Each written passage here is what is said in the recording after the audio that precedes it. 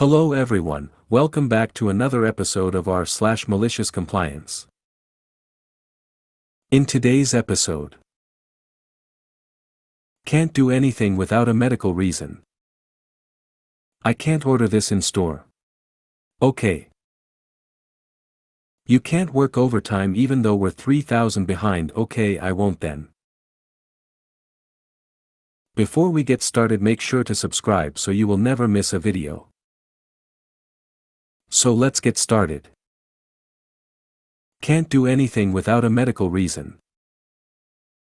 A few years ago, I worked under a terrible boss whom I shall call Tiff because of all her tiffs. Unfortunately, I am not exaggerating when I say terrible. She had HIPAA violations on record, writing people up for stuff that she told them to do, writing them up for things that happened when they weren't there, changing people's schedules with no notice and then getting them in trouble when they didn't show up for the changed schedule, trying to write people up for using FMLA, the general yelling and petty bullying bad managers do, the works. Senior management knew about all of this and aided and abetted her. Anyways, after being hauled into a meeting with her and a senior manager where she lied about me and did her best to paint me as lazy and a generally terrible worker, I'd had enough. I went to the other senior manager, who shall be called Spineless, for reasons you can probably guess, and told him that I couldn't deal with this anymore and I had to be transferred to another department in the store. I had experience in a few other areas which were in high demand, so it wouldn't be hard to find a place for me. It would just be hard to fill my spot in the bakery, especially given it was late in the year and we were always incredibly busy over the holidays. Spineless said no. Well, actually he said that he'd see what he could do, but it wasn't likely to happen because I was too important to the bakery to lose. I pointed out that it was so stressful that it was affecting my health and I really couldn't continue. If I had to, I was going to be calling out. He still said no. We can't do anything unless you have a medical condition. Now see, I knew what he actually meant was that there was no way in hell they were actually doing anything, so I should just shut up already. Unfortunately for him, I don't like subtexts like that and I didn't feel like dealing with the mistreatment anymore. So, I sat there for a moment, debating, and decided to give him what he said he needed. See, I have a few medical issues that are annoying, but unless they actually keep me from doing my work, I think it's kind of a cop-out to bring them up. But, under the circumstances, management was being completely unreasonable, so cop-outs it was. So, I explained that I had an official diagnosis of anxiety and due to reasons above, I couldn't work under her. Spineless kind of stopped and looked at me, then said, okay. We'll see what we can do. But we'll need you to at least get through the holidays. I told him I would do my best, but I couldn't handle the constant threats of write-ups, so he would have to keep her from enacting any disciplinary measures against me. He said, sure.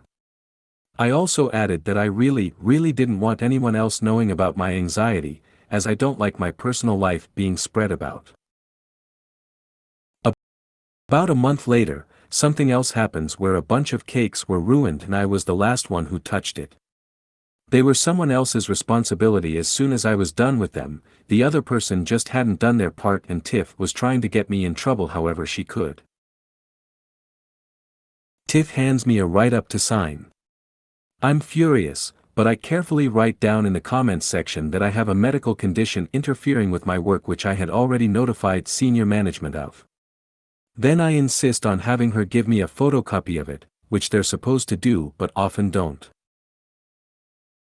I heard from the supervisor who was also present that when she saw what I had written, Tiff had an appropriately shocked Pikachu face and asked if Sup had known anything about my mysterious medical issue. For once, Spineless had followed directions and not shared private information with the world. I probably should have just escalated to corporate at this point, but I ended up not. Just wrote a nicely worded letter about how I had requested ADA accommodations, because anxiety technically can count as a disability. I had already looked it up, and they had done nothing. Stuck copies of the letter along with the write-up and a note from my doctor in Spineless mailbox and in the store manager's mailbox. I should probably point out that by this point about 4 other people had left the bakery due to medical conditions which were directly related to Tiff. They were legit medical conditions, but either exacerbated by her or used as an excuse to get away from her. So I certainly wasn't the first person to do this. Lo and behold, when you stuff enough legal terms along with relevant meeting recaps and dates into a letter, people do something about it. I had meetings with both the store manager, who insisted he had heard nothing about this, and Spineless, and they offered to get me out immediately but asked if there was any possible way for me to stay through Christmas, which was about 2 weeks away. I didn't really want to be working a different area when everyone else was already crazy busy with no time to catch me up, so I agreed under the condition that they changed my schedule so that I was not scheduled with Tiff at any point in time. And what do you know, they got me out right after Christmas.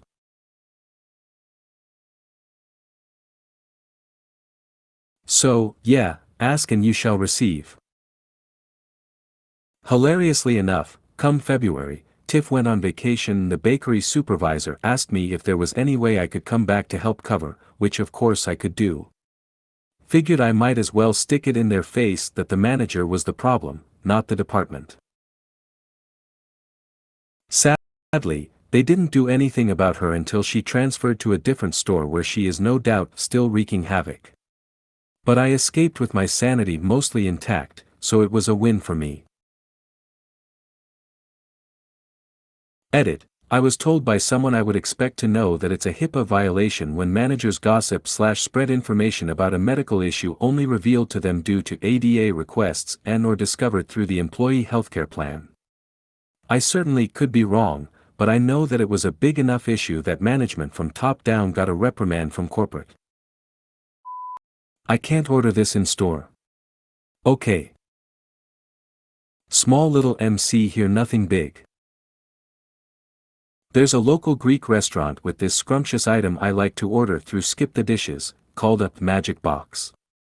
Choice of meat, with veggies and rice or fries topped off with tzatziki. It's the only thing I order from the restaurant as everything else is usually expensive, whether on the app or in person, and this is one of the cheaper options. I went in person to the restaurant the other day for the very first time and asked for their Magic Box. The cashier promptly tells me, "Sorry, that's a Skip exclusive, you can't order that in store." I was honestly dumbfounded. Anyways, I pulled out my phone and ordered the Magic Box for pickup right in front of the cashier. Her tablet rings and it's my order. I told her I'd wait right here for it. She started laughing and said it would be 10 minutes. The Magic Box is even better when it's hot and fresh. You can't work overtime even though we're 3,000 behind. Okay, I won't then. I used to work for this hellhole of a job. I was a calibration technician and my job along with the 2 others we had was to keep our tools and robots in the plant in line with our customer specs. Failure to do so would allow our customers to pull out of their contracts with no legal ramifications. So an important job. However, the rest of the plant didn't think so, and neither did my supervisor, who the company hired off the street with literally no knowledge of the job at all. Story for another day there. Anyways, we were behind on calibrations big time. This was due mostly to the fact that the lines refused to give us the tools to calibrate them because they didn't want to affect production, and my so-called supervisor had no spine and kept telling us to work around it. For reference, we kept 6,000 different tools and robots calibrated and almost 3,000 in the system were overdue, so yeah, we were in trouble and it was a ticking time bomb. One of our customers had called and said the next Monday they were coming in for an inspection, which you think would be a big oh shit moment, but no one seemed to care. I volunteered to work that weekend to get everything on that customer's line calibrated so we could avoid the *T storm, but my boss told me that he couldn't approve any overtime without a detailed list of what I planned to do. I told him I couldn't give him a list ahead of time as I had no clue which tools were where or what I would have to replace, but I could log it all as I went and give it to him Monday. He said no, it was either now or I wasn't allowed to show up. So I didn't.